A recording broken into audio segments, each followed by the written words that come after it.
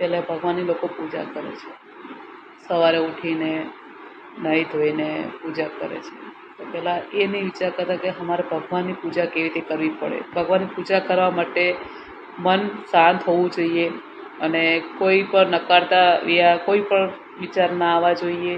અને ભગવાનના જેમ તમે તમારા ઘરમાં ફેમિલીને સમય આપો છો તેવી રીતે તમે તમારા માતાજીને પણ સમય આપો ને એમના જોડે બેસીને માતાજીના આગળ 5 યા 10 મિનિટ જેટલું પણ સમય મળે તો એમના આગળ બેસો ને આંખો બંધ કરીને માનું નામ સ્મરણ કરો અને માને વિશે કંઈ જાણો. અને ભગવાન તમારા ઘરમાં બેઠેલા છે તે ભગવાન વિશે તમે એમના વિશે જાણો અને કેવી રીતે દેવી દેવતાની પૂજાય. ઘણા લોકો છે હું આમ દુઃખી છું, પૈસા રૂપિયો નથી વધતો, આ નહીં વધતો, પણ એનું કારણ કદી જોયું કે કેમ દુઃખી છો?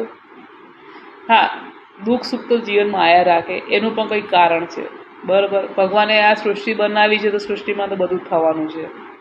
બરાબર, તો ભગવાનના મંદિરમાં બેસીને શાંતિથી 5 યા 10 મિનિટ જેટલો પણ સમય મળે, કોઈ સંસારમાં એ સમય મોહ માયા નહીં રાખવાની અને એ સમય કોઈ ધ્યાન બીજું કોઈ લાવવાનું નહીં. અને ભગવાનના આગળ ખાલી 5-10 મિનિટ બેસીને ભગવાનના આગળ નમીને અને ભગવાનનું ધ્યાન કરીને એના વિશે પ્રાર્થના કરો અને તમને ભગવાન તમારા ઘરમાં ધંધા